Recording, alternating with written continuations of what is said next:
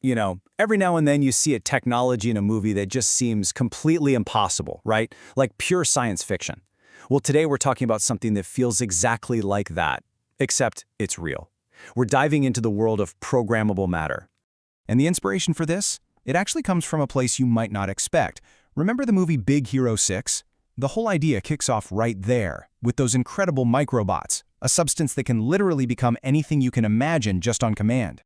Okay, so that's the movie version. But this isn't just a cool concept for a film. It's the incredibly ambitious goal of a real-world project called QuatricMorph. And their whole mission? To build exactly that, programmable matter.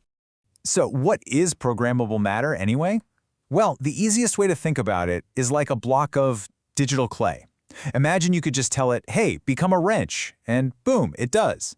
Then, a minute later, you tell that same stuff to turn into a chair, or maybe even a small bridge.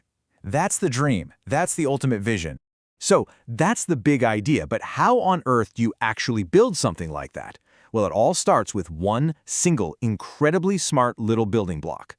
So the core of the whole system is this tiny little cube, right? We're talking about 8 to 12 millimeters, so about the size of a regular die you'd use in a board game. But don't let the size fool you. What's packed inside this thing is just incredible. So let's take a look inside one of these cubes.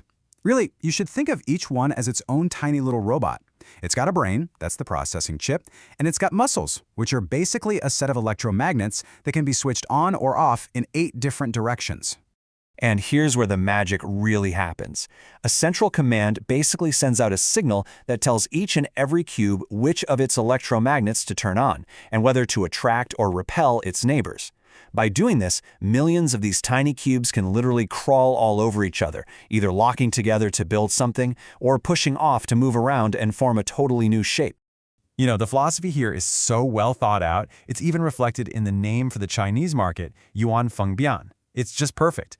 Yuan means the basic unit, Feng is for the square shape, and Bian means change. So it literally translates to basic square change. How cool is that?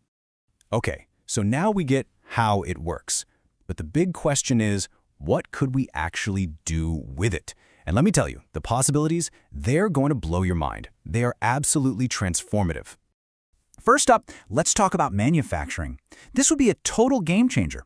Just imagine a car factory where the giant molds used to stamp out parts aren't permanent. Instead of shutting down the whole assembly line for weeks to switch from making a sedan to an SUV, the molds just reconfigure themselves in minutes. We're talking about true mass customization on a level we've never seen before. Or what about medicine? Think about a brace for a broken arm or leg. Instead of a static piece of plastic, imagine one that actively helps you heal. Every single day, it could automatically adjust its shape and stiffness, perfectly matching your recovery progress. It's personalized healthcare, literally. And this one is huge. Think about disaster zones. Instead of the slow, dangerous process of airlifting massive bridge parts, you could just drop a single container of these cubes, and in under 15 minutes, they could self-assemble into a 10-meter emergency bridge. The potential to save lives here is just staggering.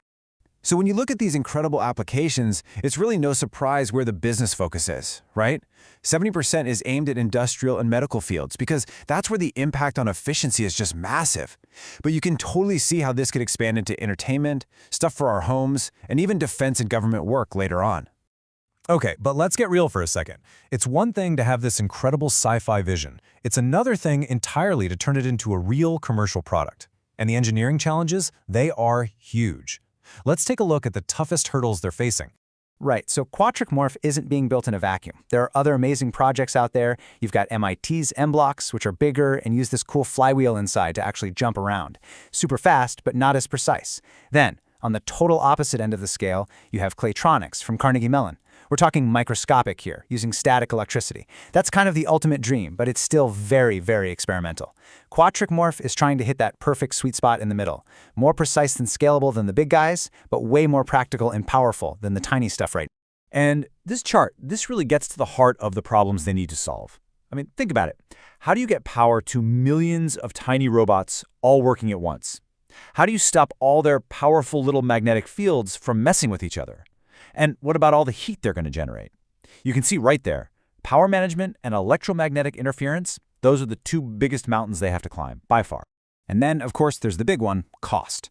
The bottom line is for any of this to become a widespread reality, they have to get the manufacturing cost of each of these super complex little cubes down to just a few bucks, $3 to $5.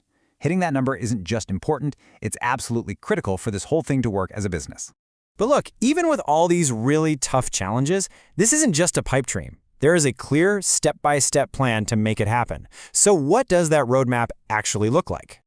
So, the plan is definitely ambitious, but it's also really smart and methodical. They're starting with a proof-of-concept system of about 1,000 cubes over the next couple of years, just to prove the basics work.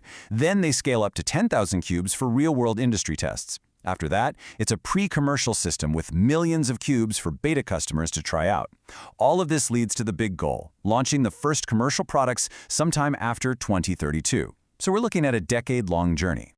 So really, the most important thing to take away from all this is that QuatricMorph isn't just about building a cooler robot.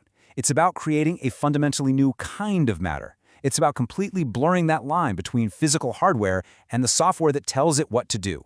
And that really leaves us with one final, kind of mind-bending thought. If matter itself becomes software, if the physical world around us becomes as programmable and as easy to change as a line of code, what will we create? The only limit then is our own imagination.